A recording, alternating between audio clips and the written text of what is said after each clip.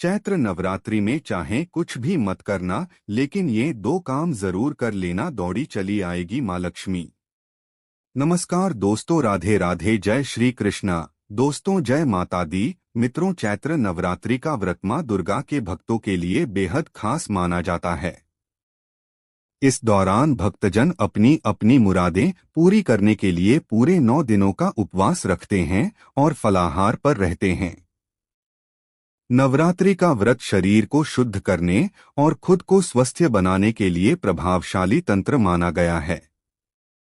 शरीर शुद्ध होने से मन भी शांत और स्थिर हो जाता है, क्योंकि शरीर और मन का गहरा संबंध है। शरीर में ऊर्जा का स्तर बना रहे, इसलिए व्रतधारी फलाहार तथा सात्विक भोजन का सेवन करते हैं।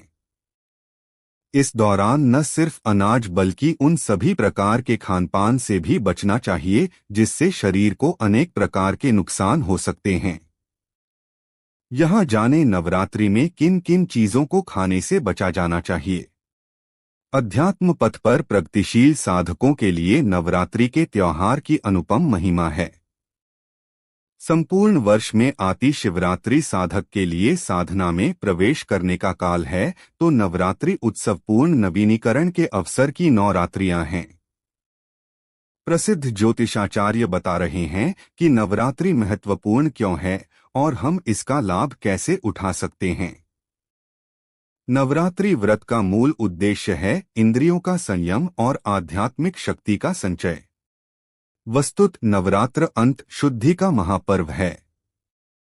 आज वातावरण में चारों तरफ विचारों का प्रदूषण है।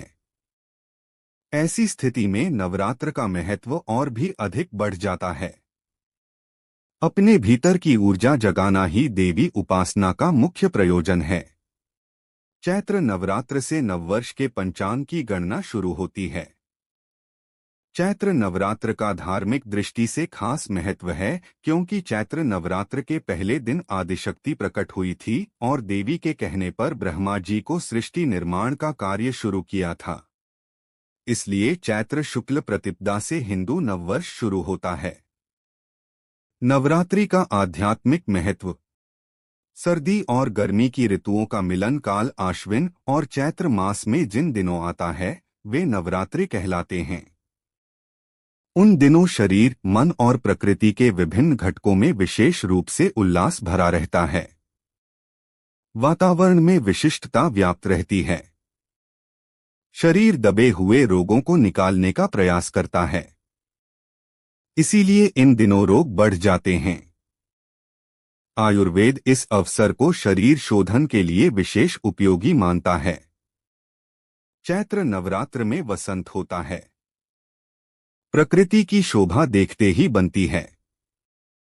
वनस्पतियां नवीन पल्लव धारण करती हैं। प्रकृति का उल्लास अपना प्रभाव समूचे वातावरण पर डालता है। जीवधारियों के मन विशेष प्रकार की मादकता से भर जाते हैं। आध्यात्मिक दृष्टि से मनीषियों ने इन दिनों आत्मा के ऋतुमती होने का आलंकारिक संकेत किया है। उनके अनुसार इन दिनों वह अपने प्रियतम परमात्मा से मिलने के लिए विशेष रूप से आतुर होती है। 9 दिन का व्रत उपवास प्राकृतिक उपचार के समतुल्य माना जा सकता है। इसमें प्रायश्चित के निष्कासन और पवित्रता की अवधारणा दोनों भाव हैं। नवरात्रि में व्रत का उद्देश्य। नवरात्रि के समय प्रकृति में एक विशिष्ट ऊर्जा होती है, जिसको आत्मसात कर लेने पर व्यक्ति का कायाकल्प हो जाता है। व्रत में हम कई चीजों से परहेज करते हैं और कई वस्तुओं को अपनाते हैं। आयुर्वेद की धारणा है कि पाचन क्रिया की खराबी से ही शारीरिक रोग होते हैं, क्योंकि हमारे खाने के साथ जहरीले तत्व भी हमारे शरीर में जाते हैं। आयुर्वेद में माना गया है कि व्रत से पाचन प्रणाली ठीक होती है। व्रत उपवास का प्रयोजन भी यह है कि हम अपनी इंद्रियों पर नियंत्रण कर अपने मनमस्तिष्क को केंद्रित कर सकें। मनोविज्ञान यह भी कहता है कि कोई भी व्यक्ति व्रत उपवास एक शुद्ध भावना के साथ रखता है। उस समय हमारी सोच सकारात्मक रहती है, जिसका प्रभाव हमारे शरीर पर पड़ता है, जिससे हम अपने भीतर नई ऊर्जा महसूस करते हैं। इस समय प्रकृति अपना स्वरूप बदलती है। वातावरण में एक अलगसी आभा देखने को मिलती है। पतझड़ के बाद नवीन जीवन की शुरुआत, नई पत्तियों और हरियाली की शुरुआत होती है। संपूर्ण सृष्टि में एक नई ऊर्जा होती है। इस ऊर्जा का सकारात्मक उपयोग करने के लिए हमें व्रतों का संयम नियम बहुत लाभ पहुंचाता है। नवरात्रि में कृषि संस्कृति को भी सम्मान दिया गया है। मान्यता है कि सृष्टि की शुरुआत में पहली फसल जौ ही थी, इसलिए इसे हम प्रकृति, मां शक्ति को समर्पित करते हैं। दोस्तों, सबसे पहले आइए जानते हैं नवरात्र पूजन कैसे करें। नवरात्र के पहले दिन घर के मुख्य द्वार के दोनों तरफ स्वास्तिक बनाएं और दरवाजे पर आम के पत्ते का तोरण लगाएं, क्योंकि माता इस दिन भक्तों के घर में आती हैं। माना जाता है कि ऐसा करने से मां लक्ष्मी भी प्रसन्न होती हैं और आपके घर में निवास करती हैं। नवरात्र में माता की मूर्ति को लकड़ी की चौकी या आसन पर स्थापित करना चाहिए। जहां मूर्ति या तस्वीर स्थापित करें, वहां पहले स्वास्तिक का चिन्ह बनाएं। उसके बाद रोली और अक्षत से टीकें और फिर वहां माता की मूर्ति को स्थापित करें। उसके बाद विधि विधान से माता की पूजा करें। वास्तुशास्त्र के अनुसार उत्तर और उत्तर पूर्व दिशा यानी ईशान कोण को पूजा के लिए सर्वोत्तम स्थान माना गया है। आप भी अगर हर साल कलश स्थापना करते हैं तो आपकी इसी दिशा में कलश रखना चाहिए और माता की चौकी सजानी चाहिए। नवरात्रि के दिनों में कण कण में मां दुर्गा का वास माना जाता है और पूरा वातावरण भक्तिमय रहता है। नवरात्रि में करें वास्तु के ये उपाय। वास्तु में बताया गया है कि एक चावल से भरा पीतल का कलश अपने मंदिर के उत्तर पूर्व में रखना समृद्धिदायक होता है। ऐसा करने से मां आपके धनधान्य में वृद्धि करती हैं और आपके घर में समृद्धि आती है।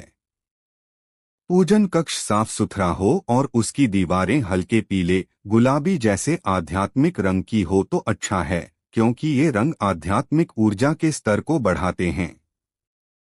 इसके साथ ही काले, नीले और भूरे जैसे तामसिक रंगों का प्रयोग पूजा कक्ष की दीवारों पर नहीं होना चाहिए। धर्मशास्त्रों के अनुसार कलश को सुख, समृद्धि, वैभव और मंगल कामनाओं का प्रतीक माना गया है।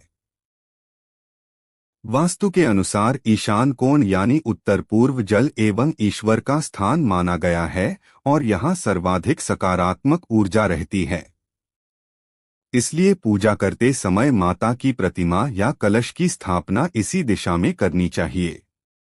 देवी पूजा अनुष्ठान के दौरान मुख्य द्वार पर आम या अशोक के पत्तों की बंधनवार लगाने से घर में नकारात्मक शक्तियां प्रवेश नहीं करती।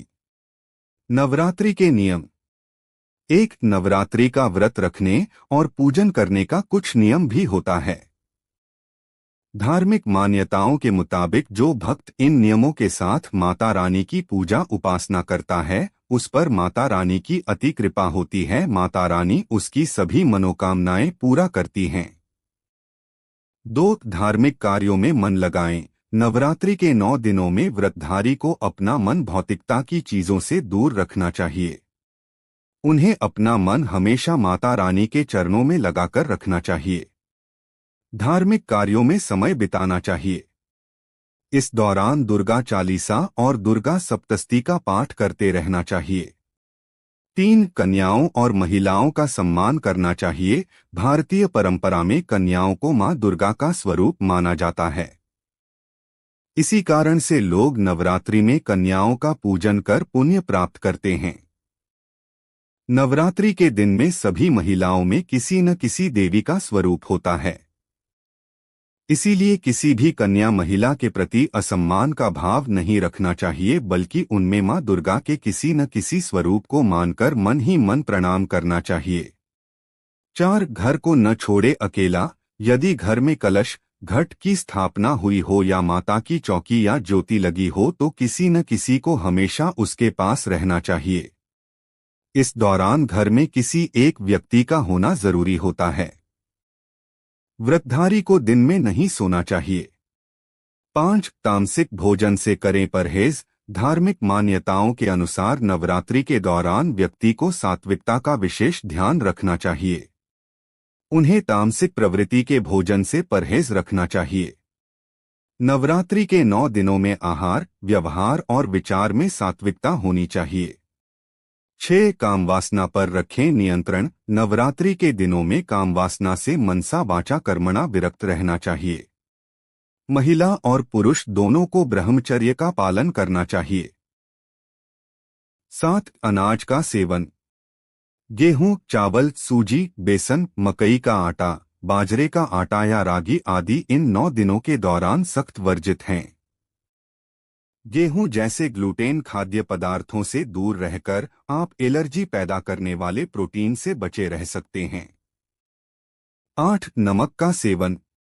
इंडियन कुजीन में भारी मात्रा में सोडियम कंटेंट पाया जाता है, जिसे खाने से हाई बीपी और हार्ट अटैक का खतरा बढ़ता है। इन 9 दिनों में सेंधा नमक का ज्यादा उपयोग किया जाता है क्योंकि इसे शुद्ध माना जाता है। इसमें सोडियम की मात्रा भी कम होती है। 9. सब्जियां। सात्विक सब्जियों को मुख्य रूप से व्रत के दौरान सेवन करने की सलाह दी जाती है।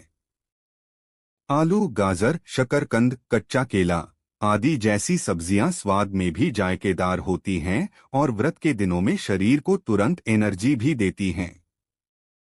इन्हें खाने से शरीर सारा दिन हाइड्रेट रहता है। नवरात्रि के दौरान प्याज और लहसुन से सख्ती से बचा जाना चाहिए क्योंकि ये तामसिक भोजन में शामिल होते हैं। जबकि कुछ लोग इन व्रत के दौरान टमाटर का सेवन करने से भी बचते हैं। 10. मसाले। आम दिनों में हम खाना बनाते वक्त ढेर सारे मसालों का इस्तेमाल करते हैं, मगर इन 9 दिनों के दौरान हल्दी, धनिया और जीरे से परहेज किया जाता है। माना जाता है कि ये मसाले स्वाद में कड़वे और शरीर में गर्माहट पैदा करते हैं। हालांकि नवरात्रि में काली मिर्च या लाल मिर्च पाउडर का उपयोग कर सकते हैं। वहीं कई लोग जीरे पाउडर का भी प्रयोग कर लेते हैं। 11. मांस, मछली और धूम्रपान। नवरात्रि के उपवास के दौरान मांसाहारी भोजन, अंडे, शराब और धूम्रपान करना वर्जित माना जाता है। यह राजसिक श्रेणी का भोजन है। आयुर्वेद के अनुसार मौसम में आ रहे बदलाव को देखते हुए इन चीजों को नहीं खाना चाहिए। इससे शरीर में गर्मी भी बढ़ती है।